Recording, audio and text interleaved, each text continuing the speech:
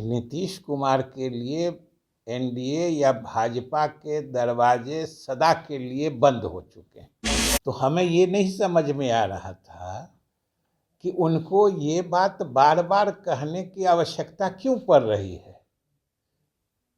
क्या वो इसकी ज़रूरत तो नहीं महसूस कर रहे हैं? उनकी बातों से ही स्पष्ट झलकता है कि भाजपा में किसी न किसी रूप में बेचैनी जरूर है। नमस्कार, मेरा नाम उत्कर्ष है। आप लाइव सिटीज़ देखना शुरू कर चुके हैं।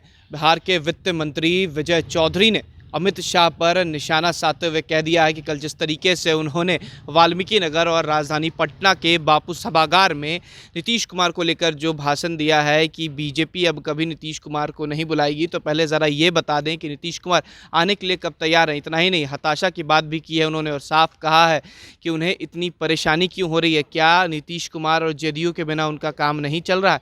तमाम मुद्दों को लेकर क्या कुछ कह रहे थे विजय चौधरी, पहले पूरा बयान सुने आप।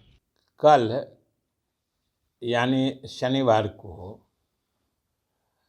गृह मंत्री अमित शाह जी बिहार के दौरे पर थे और उन्होंने वाल्मीकि नगर में और पटना में भी अलग अलग कार्यक्रम किया और उन्होंने जो बातें कही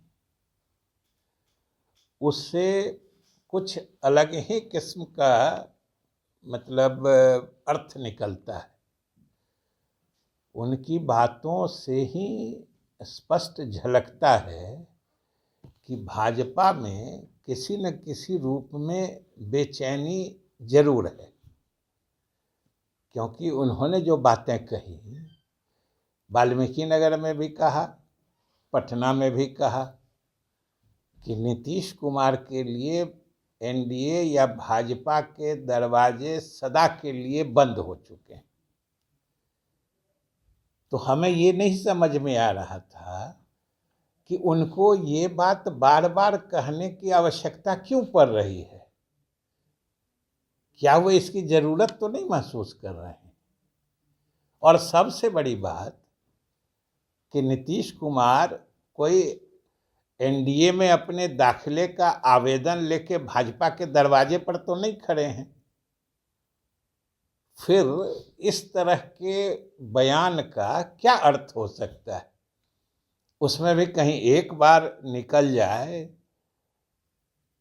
तो माना जा सकता है कि कहीं किसी खास परिप्रेक्ष्य में निकला हो, लेकिन वाल्मीकि नगर में भी और फिर पटना आके उसी बात को दोहराना, जो नीतीश कुमार को अब एनडीए या भाजपा के साथ हम लोग नहीं लेंगे।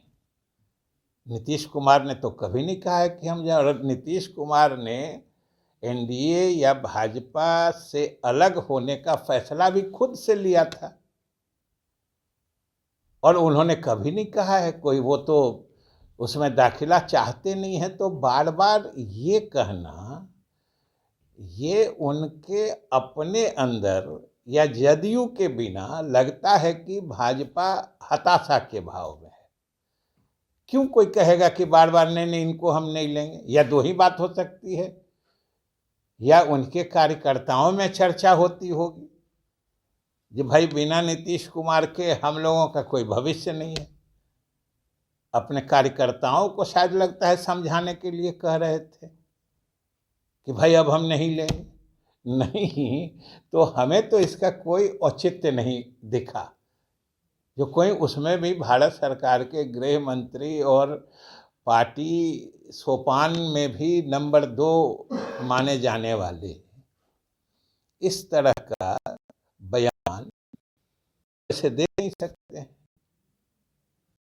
इसी तरीके से क्या कहा उन्होंने? एक तरफ तो देखे हम लोग जो परेशानी में थे वो तिथि जानने के लिए कि नीतीश कुमार किस दिन तेजस्वी जी को सत्ता सौंपेंगे, वो तिथि जानना चाह रहे थे।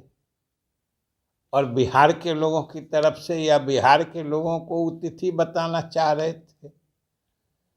दूसरी तरफ यह भी कह रहे थे कि नीतीश कुमार फिर लालू जी को भी धोखा देंगे। अब आप समझिए, उनके अलग अलग बयानों को मिलाइए कि कब सत्ता सौंपेंगे, इसकी भी हड़बड़ी है उनको, और लालू जी को धोखा देंगे, ये भी पहले से उनको जानकारी है।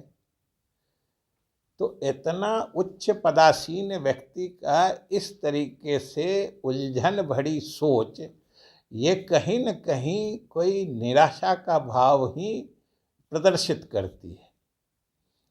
अन्यथा जब भाजपा, जो जदयू या राजद, चाहे नीतीश कुमार हो या तेजस्वी हो, दोनों ने अनेक बार कहा है कि हम लोगों के गठबंधन में खास तौर से राजद जदयू की आपसी समझदारी पक्की है, परफेक्ट है, और हम लोगों को कोई हड़बड़ी नहीं है।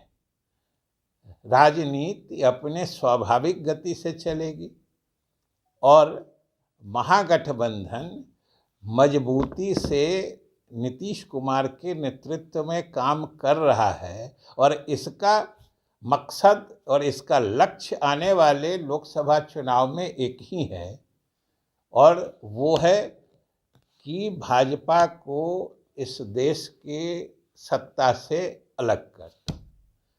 तो फिर अपनी चिंता नहीं करके बिहार में नीतीश जी कब तेजस्वी जी को सत्ता देंगे, इस तारीख के लिए परेशान है। तो ये सब आखिर क्या है?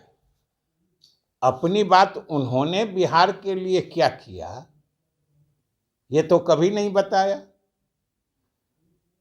जो बिहार को मदद करने की योजनाएं पहले से चली आ रही थी, उन सब में केंद्र की हिस्सेदारी, भागीदारी या मदद, उसको लगातार घटा के बिहार राज्य के अपने वित्तीय संसाधन पर दबाव बढ़ाते जा रहे हैं, इसकी तो चर्चा उन्होंने नहीं की।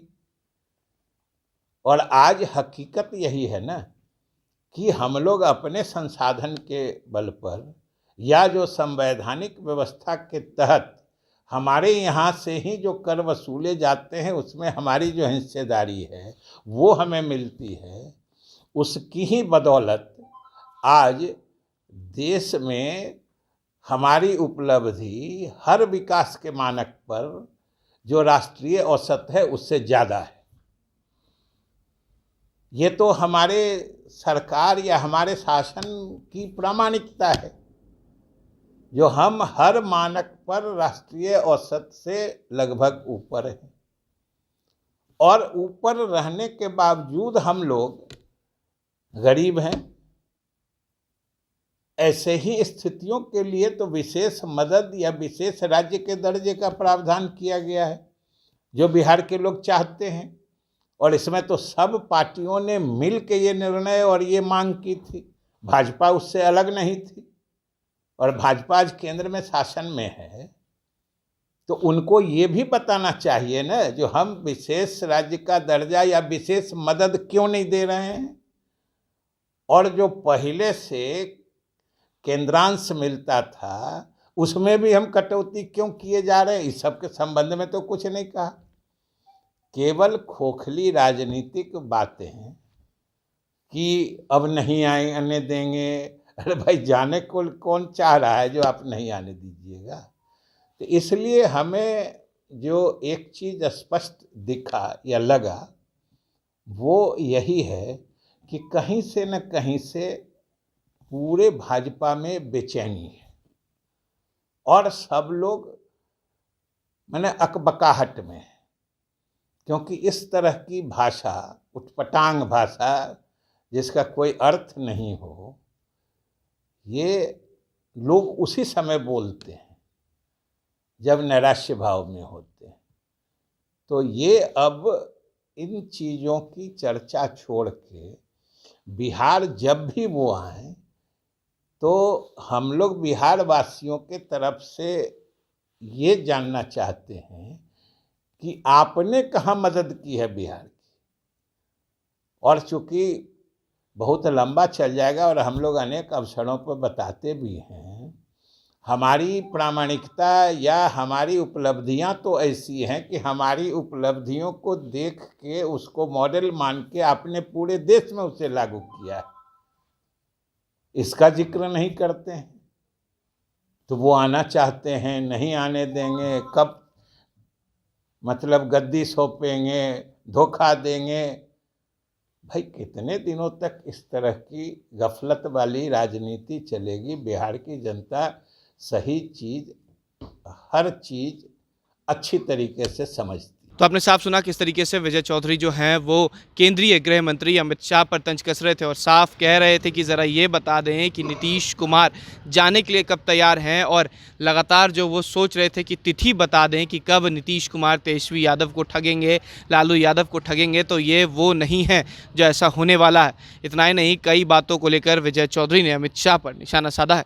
फिलहाल खबर में सिर्फ इतना ही। आप हमारे साथ बने रहें, हमारे चैनल को सब्सक्राइब नहीं किया है तो जल्द से जल्द कर लें। बहुत बहुत धन्यवाद।